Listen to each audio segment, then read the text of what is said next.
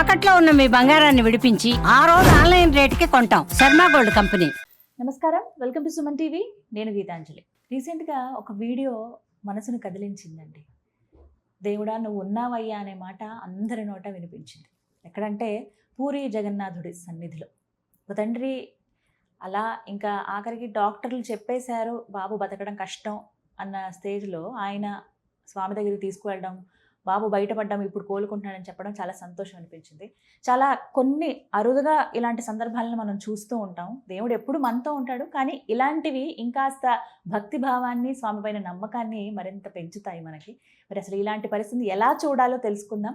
అంటే స్వామి మీద ఎంత నమ్మకం మనం పెట్టుకోవాలనేది కూడా మనం నేర్చుకోవాల్సిన అంశం ఇది. స్వామి ఉన్నాడని చెప్పడానికి ఇవన్నీ కూడా నిదర్శనాలే. తెలుసుకుందాం. వీటి గురించి విశ్లేషణ అందించేందుకు ప్రస్తుతం మనతో పాటు ఉన్నారు ప్రముఖ జ్యోతిష్యులు బ్రహ్మశ్రీ నందిబట్ల శ్రీహరి శర్మ గురువు గారు. వారికి గత 15 సంవత్సరాలుగా చూసుకుంటే ఎన్నో వేల మంది, సుమారుగా 30,000 మందికి పైగా జాతకం చూసినటువంటి అనుభవం వారిది. ఎంతోమంది జాతకం ద్వారా మార్పు పొందిన వాళ్ళు కూడా చాలామంది ఉన్నారు. ఇది కూడా గురువుగారి అనుగ్రహం, దైవానుగ్రహమే. తెలుసుకుందాం. మరి గురువుగారి విశ్లేషణ విందాం ఈ అంశంలో. గురుగారు నమస్తే అండి.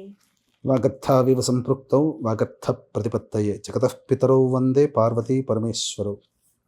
ఆదిత్యాయ చ సోమాయ మంగళాయ బుధాయ చ గురు శుక్ర శనిభ్యశ్చ రాహవే కేతవే నమః.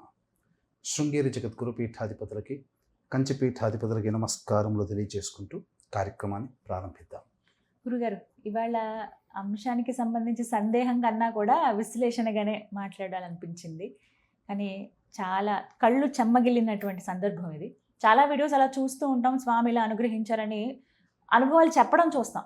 కానీ ఒక తండ్రి ఇంకా ఏమీ చేతగాని స్థితిలో ఇంకేమీ లేదయ్యా నీదే దయా అని చెప్పి పాదాల దగ్గర పుత్రుడిని పెట్టడానికి వెళ్తే జరిగినటువంటి ఆ సంఘటన అందరినీ కదిలించింది. స్వామి ఉన్నాడు అనడానికి మరొక నిదర్శనం ఇది. ఏం చెప్తారు? మీకు చూసినప్పుడు ఏమనిపించింది? మీరు పంపించింది కూడా చూశానమ్మా వీడియో. అందులో కూలంకషంగా మనం గనక చూసుకున్నట్లయితే దైవ ప్రేరణ ఒకటి, దైవ శక్తి రెండు. ఎందుకంటే తండ్రి ప్రేరణ చేశాడు, దైవాన్ని ఆరాధన చేశాడు. దైవశక్తి ఇక్కడ దైవశక్తి ప్రకటితమైనటువంటి సందర్భం. ఈ రెండు సందర్భాలలో జీవం పోసుకున్నది ఒక బాలుడు. వీటన్నిటికంటే ప్రధానంగా మనం గమనించాల్సినటువంటి అంశం ఏంటంటే, వీక్షించేటువంటి సుమన్ టీవీ ప్రేక్షకులు కూడా జాగ్రత్తగా వినండి. దైవం యొక్క అనుగ్రహం అనేటువంటిది మానవుడిని ఎంతలా అభ్యున్నతమైనటువంటి స్థానంలోకి తీసుకువెళ్తుందో మనం తెలియచేయవచ్చు. ముందుగా బాలుడి విషయానికి వద్దామమ్మా. ఆ తండ్రి పట్టుకొచ్చినటువంటి సందర్భంగా ఆ బాలుడిని పట్టుకొచ్చినటువంటి పరిస్థితిని కనుక చూసినట్లయితే ఒక బెడ్షీట్లలో పట్టుకుని వచ్చాడు, హాస్పిటల్ నుంచి పట్టుకొచ్చాడు. ఇవన్నీ కూడా అంటే ఒక హాస్పిటల్ నుంచి బయటికి వచ్చినటువంటి సందర్భం. అంటే ఆ బాలుడికి హాస్పిటల్ వెళ్ళడానికి, అంటే హాస్పిటలైజ్డ్ అవ్వడానికి గల కారణం చూస్తే ఆ బాలుడి జాతకంలో బాలారిష్ట దోషము ఉన్నటువంటి స్థితిని సూచిస్తుంది. బాలారిష్ట దోషము ఉన్నటువంటి సందర్భంలో మాత్రమే ఇలాంటి తరచూ పిల్లలకి అనారోగ్య సమస్యలు వస్తాయి. ఇది ఒకటి. కాబట్టి ఇక్కడ బాలారిష్ట దోష నివారణ జరిపించుకుంటే తరచూ హాస్పిటల్కి వెళ్ళాల్సినటువంటి పరిస్థితి ఉండదు. ఇక్కడ ప్రేక్షకులు కూడా ఆ విషయాన్ని గమనించుకోవాలి. ఇక రెండవ విషయం కనుక వచ్చినట్లయితే, ఆ యొక్క ఏ వ్యక్తి అయినా కానీ, చిన్నపిల్లవాడు కనుక అనారోగ్య సమస్యలు కానీ ఇంకా ఏదైనా సమస్యలు ఎదుర్కొంటున్నారంటే తల్లిదండ్రులు చేసినటువంటి పాప పుణ్యాలే పిల్లలకి వస్తాయి. ఇక్కడ వాళ్ళ యొక్క కర్మ ప్రభావము పిల్లల్లో కూడా ఏర్పడుతుంది. కాబట్టి అందుకనే తల్లిదండ్రులు గర్భాధానం జరిగిన దారభ్యత, పిల్లలకి యుక్త వయసు వచ్చేంత వరకు కూడా దానాది కార్యక్రమాలు చేయాలి. పిల్లల యొక్క జీవితం బాగుపడుతుంది. వాళ్ళ కర్మఫలము పిల్లలు కూడా అనుభవించాల్సినటువంటి పరిస్థితి. ఇక్కడ తండ్రిని తల్లిని తప్పు పట్టాల్సింది కాదమ్మా. గత జన్మ కర్మదోష ప్రభావం కూడా దీని మీద ఉంటుంది. ఇక్కడ ముఖ్యంగా బాలారిష్ట దోషం అనేటువంటిది ఉండడం వల్ల ఈ విధంగా హాస్పిటలైజ్ అవ్వడం. అయితే కోమాలోకి వెళ్ళిపోయాడు, 2 నెలల పాటు ఉన్నాడు. దైవ ప్రేరణ చేత ఆ అబ్బాయి బ్రతికి బట్టగలిగాడు. అంటే ఆ వస్తున్న విధానం అంతా చూసినట్లయితే, మొట్టమొదలుగా ఆ పూరి జగన్నాథుని టెంపుల్లోకి ప్రవేశించేయగానే మొట్టమొదటి సింహద్వారం దగ్గర పిల్లవాడిని అక్కడ పడుకోబెట్టి దైవం గురించి గట్టిగా అరుస్తున్నాడు తండ్రి. అంటే నీవే కాపాడు, నీవే కాపాడు, నీవే నాకు దిక్కు, నీవు తప్ప ఇంకా వేరే ఎవ్వరు లేరు అని, నిన్నే శరణాగతి అని చెప్పి తన మొత్తం సరెండర్ అయిపోయాడు తండ్రి. ఇక దేవుడే దిక్కు. ఎందుకంటే డాక్టర్లు కూడా చేయలేనటువంటి పని దైవం చేస్తుంది. డాక్టర్లే ఇక్కడ చేతులు ఎత్తేసేసారు, ఇంటికి తీసుకెళ్ళిపో 2 నెలలు అయిపోయిందని. అటువంటి సందర్భంలో ఆ యొక్క పిల్లవాడి యొక్క స్థితిని చూసినటువంటి పండితులు హక్కున చేర్చుకున్నారు తండ్రిని, ఆ పిల్లవాడిని చేర్చుకుని గర్భగుడిలో దాకా తీసుకుని వెళ్ళి ఆ స్వామి దగ్గర ఉన్నటువంటి జలతీర్థము ఆ పిల్లవాడిలో పోయడము, ఆ తర్వాత స్వామి సన్నిధానంలో ఉండగానే హారతి అన్నీ కూడా ఇవ్వడము. ఈ కారణం చేత ఆ దైవము, అక్కడ గర్భగుడిలో ఉన్నటువంటి దైవ శక్తి ఏదో కిరణాలు ఆ బాలులో ప్రవేశించి కోమాలో ఉన్న వ్యక్తి కూడాను చలించగలిగాడు, అంటే కదిలాడు. ఇక్కడ మనం అర్థం చేసుకోవాల్సింది ఏంటంటే, చాలామంది బ్రాహ్మణుల మీద తిట్టిపోస్తారు.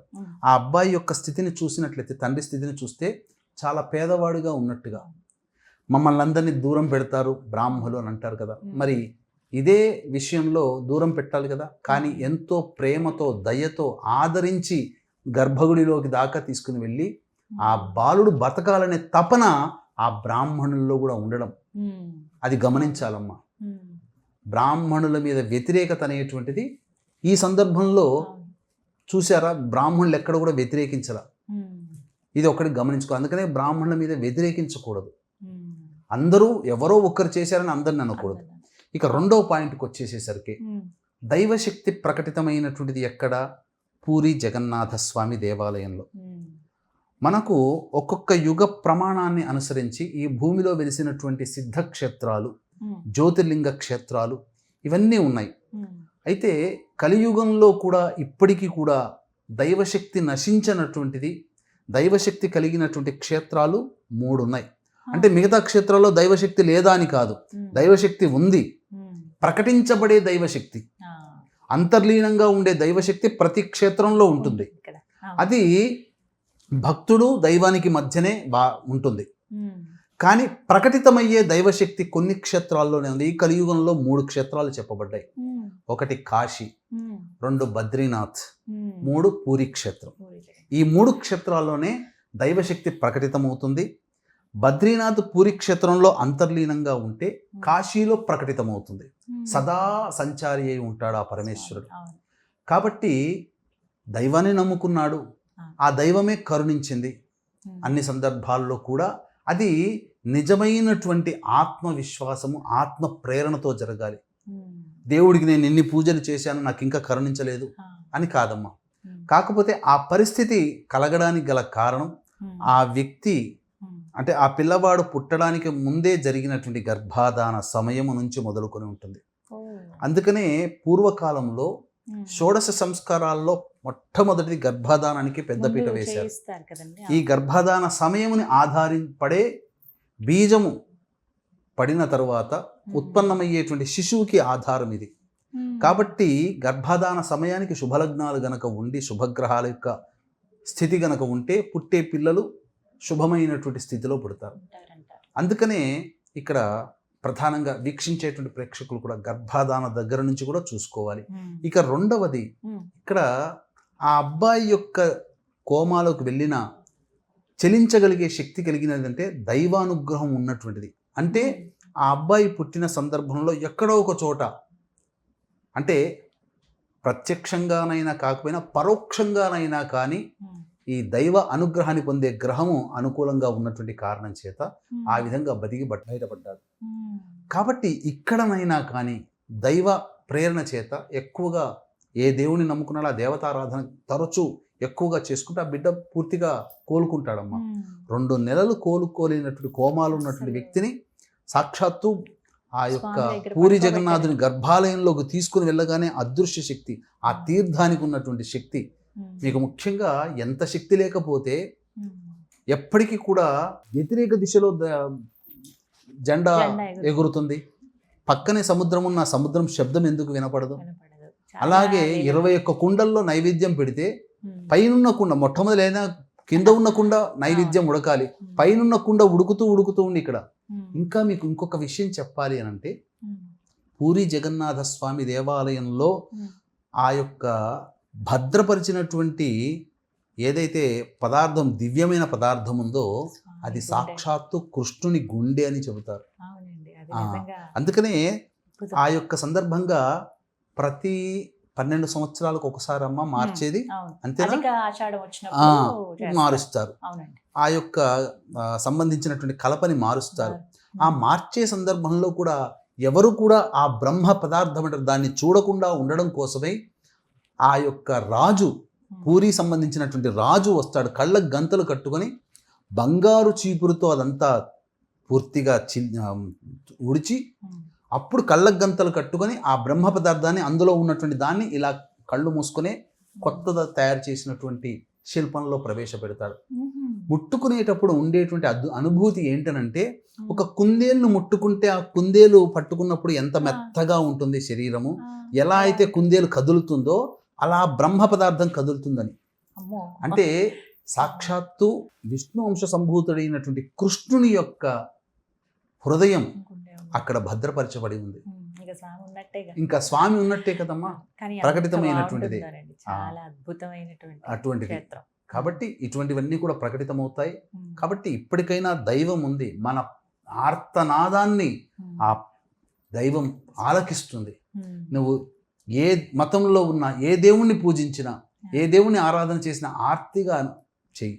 అందుకనే చూసినట్లయితేనమ్మా, ఇతర మతంలో ఉన్నది ఒకే దేవుడు కాబట్టి తమ గోడంతా ఆ దేవతకి, దైవానికి వెళ్ళబోసుకుంటారు. మనకు అనేక మంది దేవి దేవతలు ఉన్నారు కాబట్టి, పైగా మన హిందువుల్లో మనకు చులకన అంటే గొప్ప గొప్ప విజయాలు పొందినా అది దైవానుగ్రహం వల్ల పొందాము అనేటువంటి ఆలోచన చేయకుండా, నేను నాస్తికుడని చెప్పుకుంటూ చేసుకున్నట్టు నా విజయం అన్నట్టుగా. ఇప్పుడు మనకు రీసెంట్గా చూసినట్లయితే రాజమౌళికి సంబంధించిన ఇన్సిడెంట్ అదే కదమ్మా.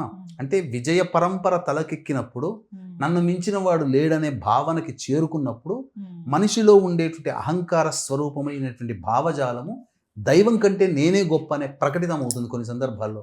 ఇప్పుడు ఆ సంబంధించినటువంటి ట్రైలర్లో ఆలస్యమై ఉండవచ్చు, దైవం నీ వెంట ఉన్నాడని మా నాన్న ఉన్నాడు కాబట్టి ఇన్ని విజయాలు సాధించగలిగాడు. దైవమే లేకపోతే ఈయనకన్నా గొప్పగా వాళ్ళు లేరా? మంచివాడు కావచ్చు, డైరెక్టర్గా మంచి సినిమాలు తీసి ఉండవచ్చు, గొప్ప విజనరీగా ఉండవచ్చు, కానీ ఓడలు బండ్లు, బండ్లు ఓడలు అవుతాయి ఎంతసేపు. కాబట్టి దైవం లేదు అని చెప్పడానికి లేదు, దైవం ఉంది కాబట్టి ఎంతోమంది దైవత ఆరాధన చేసిన వాళ్ళు నిండు నూరేళ్ళు ఆరోగ్యంగా బ్రతుకుతున్నారు. అలాగే ఇక పనికి రాడన్న వ్యక్తి ప్రపంచానికి పనికి వస్తున్నాడు. అలాగే ఇంకా జీవించడన్న వ్యక్తిని కూడా దైవం ప్రకటితమయ్యేటువంటి సందర్భం ఇది. కాబట్టి వీక్షించేటువంటి ప్రేక్షకులు అందరూ కూడా దీని నుంచి నేర్చుకోవాల్సినటువంటి గుణపాఠము, మన ప్రేరణ, మన ఆరాధన ఏదైతే ఉందో దైవం తప్పకుండా వింటుందనే విషయాన్ని చేసుకుంటూ మన పని మనం చేసుకోవాలి. షడ్భాగంతు మనుష్యాణం సప్తభాగం దైవ చింతనం. కాబట్టి 6 భాగాలు కష్టపడాలి, 7వ భాగం దైవానికి వదిలే. కృష్ణుడు కూడా అదే చెప్పాడు కదమ్మా, నీ పని నువ్వు చెయ్యి, మిగతాది నేను చూసుకుంటాను అని చెప్పి అన్నాడు కదా. అర్జునుడికి అదే హితబోధ చేశాడు కదా. మరి దాన్ని ఎందుకు మనం పట్టించుకోము? అందుకనే అటువంటి కృష్ణుడికి సంబంధించినటువంటి హృదయం అక్కడ ఉంది కాబట్టి ఆ ప్రకటితమైనటువంటి శక్తి ప్రభావం, తండ్రి తన బాధ్యతని చేశాడు, దైవం ఆదరించింది, నిలబెట్టగలిగింది. ఇది చాలు మనకు దైవం ఉన్నది లేదని చెప్పడానికి. ఇలాంటి సందర్భాలే మరొకసారి అందరూ అక్కడ స్వామిని కూడా జగన్నాథ ప్రభు అని ఆ రాజుగానే చూస్తారు. ఏదేమైనా మరొకసారి నిదర్శనం ఇచ్చారు, ఆయన ఉన్నారని మనందరికీ తెలిసేలా చేశారు. ఇది చాలా సంతోషం. అబ్బాయి ఇంకా ఆరోగ్యంగా ఉండాలి అని మనస్ఫూర్తిగా కోరుకున్నాను. ధన్యవాదాలు గురుగారు. సర్వం శ్రీ ఉమామహేశ్వర పరబ్రహ్మార్పణమస్తు.